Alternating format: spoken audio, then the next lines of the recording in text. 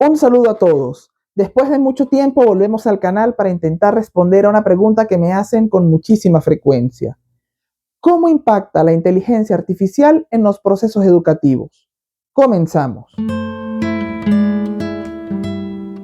Para poder abordar este tema con un poco de estructura, lo primero que tenemos que tener en consideración es que en el transcurso de toda la historia humana, las tecnologías han transformado de forma muy profunda el modo en que nos desarrollamos, el modo en que vivimos en sociedad, el modo en que trabajamos y, en términos generales, el modo en que desarrollamos nuestra vida.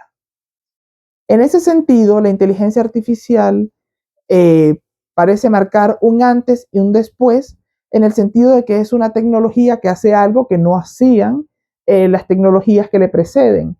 Y es que es la primera tecnología que tiene la capacidad de tomar decisiones. Es decir, la imprenta no podía elegir qué palabras están en la hoja, un cañón no podía elegir dónde iba a caer la bala y un vehículo, hasta que no se desarrolló la inteligencia artificial, no podía elegir hacia dónde iba a avanzar. En ese orden de ideas nos encontramos ante una tecnología que nos presenta unos retos bastante poderosos que nunca antes habíamos enfrentado como especie. Sin embargo, cabe también destacar que esto va a favorecer muchísimo el desarrollo de la vida humana en muchísimas áreas.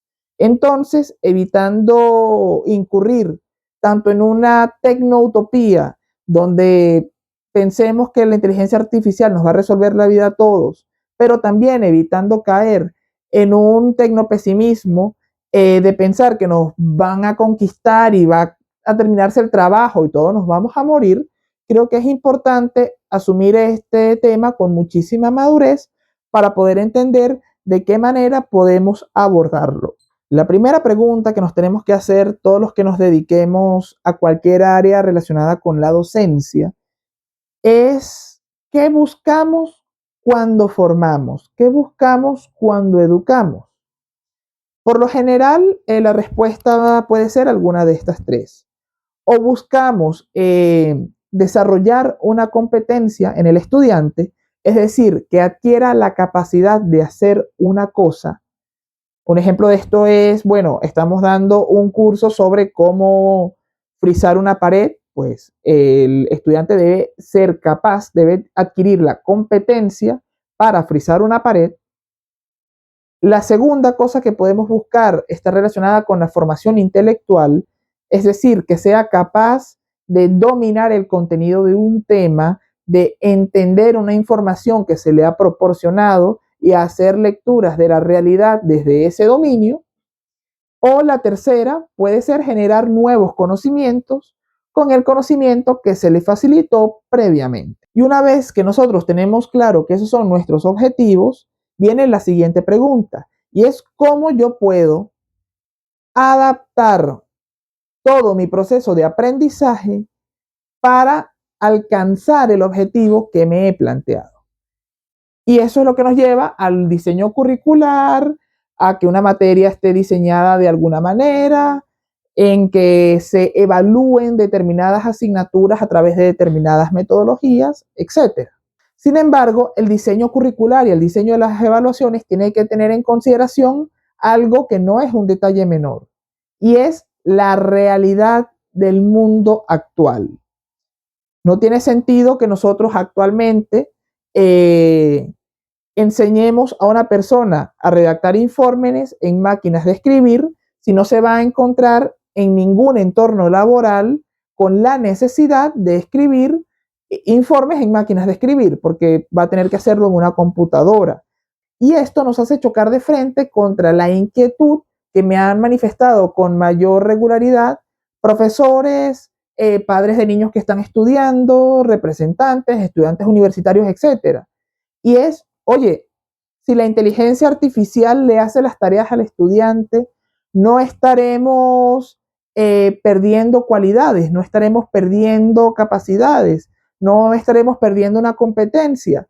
¿No es mejor prohibir el uso de inteligencia artificial en el aula? La respuesta está en el objetivo que nos acabamos de plantear. Si yo quiero generar una competencia relevante para el mercado laboral, debo tener una evaluación que me permita conocer si el estudiante adquirió esa competencia. Ahora, si esa evaluación puede ser hecha por una inteligencia artificial sin la intervención humana, es decir, sin que el autor del trabajo haga una labor lo suficientemente compleja para demostrarme la adquisición de la competencia, eso significa una de estas dos cosas: que mi evaluación como docente está mal diseñada, o, en segundo lugar, que la competencia que estoy intentando enseñar es irrelevante. Porque si yo quiero enseñar una tarea que se puede hacer con inteligencia artificial sin esfuerzo alguno, en el mercado laboral esa tarea no va a ser hecha por un ser humano, va a ser hecha por una inteligencia artificial.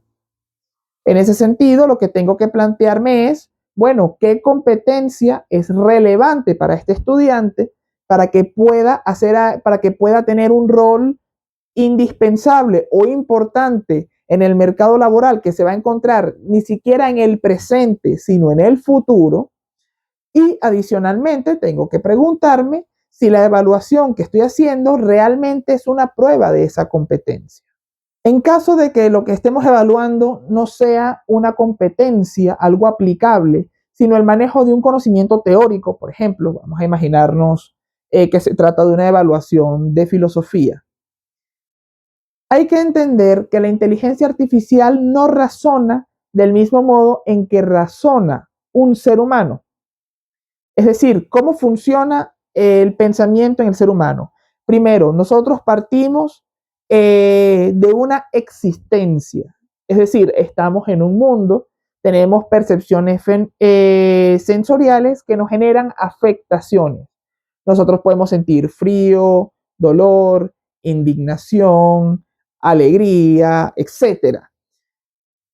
De lo que nosotros percibimos a través de los sentidos o a través de lo que se nos comunique, nosotros recibimos datos, recibimos información.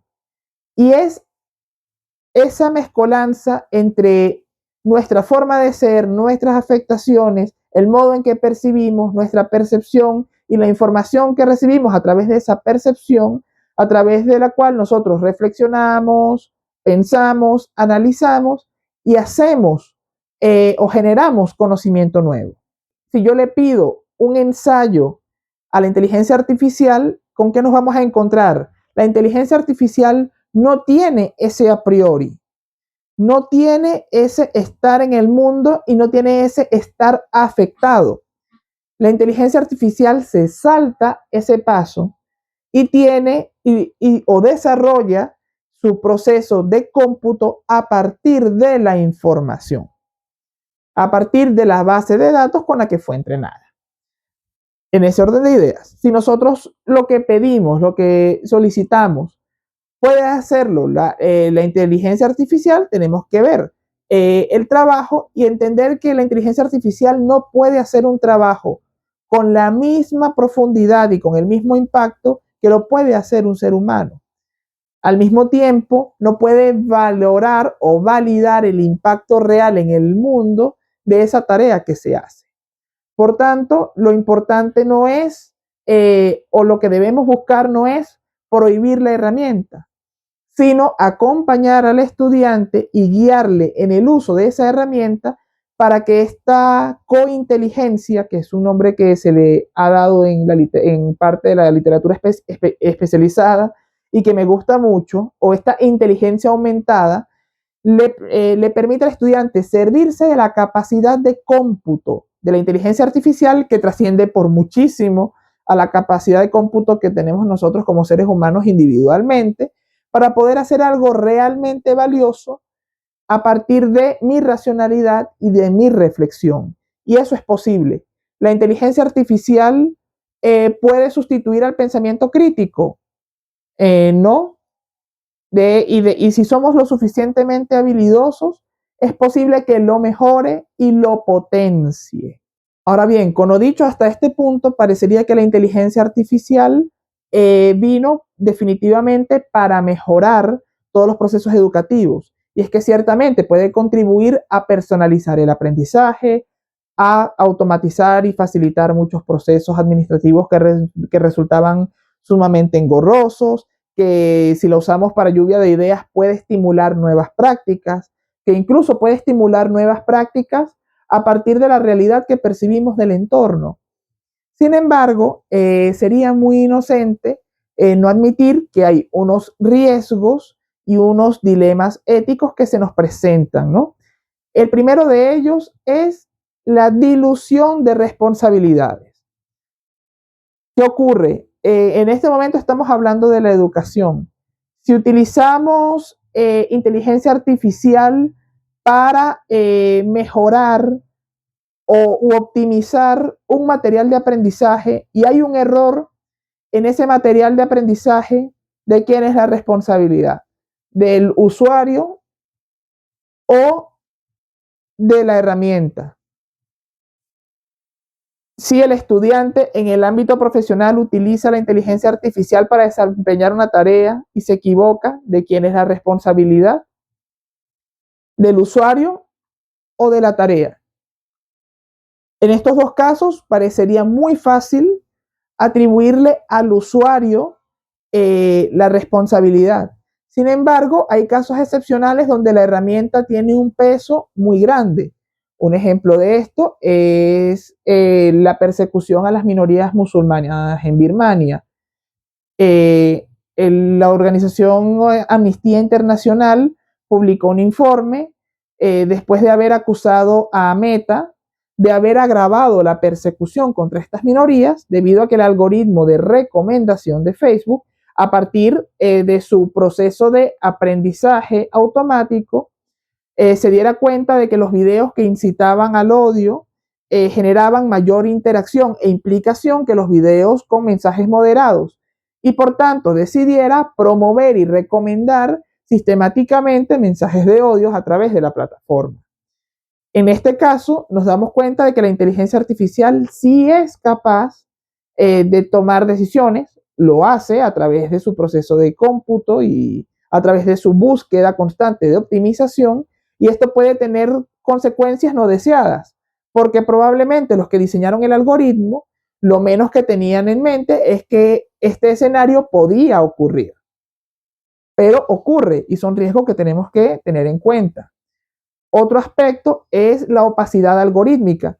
Nosotros, los que no estamos constantemente quizás estudiando el funcionamiento de la herramienta, porque no nos dedicamos a la programación, al desarrollo de software, etcétera, no terminamos de entender muy bien cuál es el proceso de pensamiento o de desarrollo de la herramienta.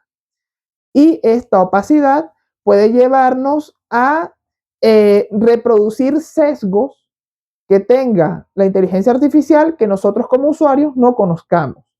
Si la inteligencia artificial es entrenada a partir de grandes bases de datos, hay que entender que si hay un sesgo en los datos con los que la herramienta fue entrenada, ese sesgo se va a reproducir en el modo en que la máquina opera.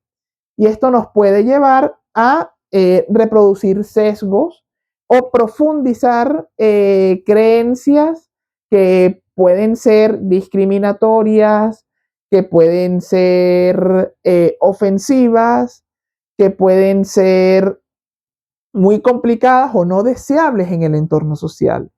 Y eso tenemos que tenerlo de forma muy consciente. Evidentemente, la inteligencia artificial nos ofrece casi a partes iguales riesgos, desafíos y oportunidades de mejora. Y en ese sentido nos preguntamos, bueno, ¿qué tenemos que hacer con todo esto que sabemos?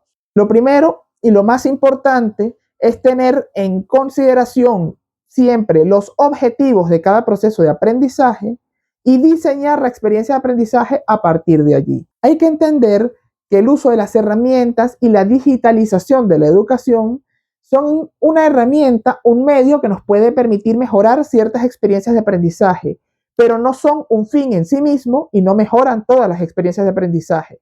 Un caso de esto puede ser la educación primaria. Si lo que queremos es que un niño muy pequeño aprenda a leer y escribir, pues lo que sabemos hasta ahora parece indicarnos que el lápiz, el papel y los libros favorecen más al fortalecimiento de las competencias de lectoescritura que una computadora o una tablet. Por tanto, quizás utilizar la inteligencia artificial son herramientas que estén orientadas a una etapa un poco más adulta de la vida. Lo segundo, la inteligencia artificial no inventa el plagio, pero sí lo facilita.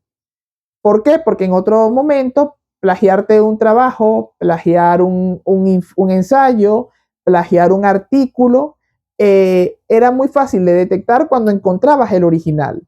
¿Qué ocurre con el contenido generado por inteligencia artificial? Que no existe un original. ¿Cómo podemos combatir el plagio? Pues a diferencia de cómo combatíamos que el copiarse en un examen, creo que la política o las normativas no deben ser coercitivas. En lugar de eso, creo que deben ser formativas. Y acabamos a la propuesta que yo quiero plantearle a cada uno de ustedes, ¿no? Sea como docentes, como representantes, como padres, como estudiantes. Y es tener una comprensión crítica y profunda de lo que es la inteligencia artificial, de cómo puede beneficiarnos y sobre todo de los objetivos que tenemos en nuestros procesos de aprendizaje. En el momento en que nosotros sabemos muy bien para qué estamos estudiando o para qué estamos enseñando, sabemos cómo podemos usar esas herramientas para enseñar mejor o para aprender mejor, en ese momento únicamente dejamos de lado la inteligencia artificial como un mero instrumento para hacer trampa y podemos convertirla en un agente real para el aprendizaje significativo. Pero ¿tú qué opinas? Me gustaría leer tu opinión en los comentarios. También puedes comunicarte conmigo a través de mis cuentas en la red social Instagram y puedes seguir nuestras publicaciones en nuestro portal web www.verdadesrelativas.com. Nos vemos en el siguiente.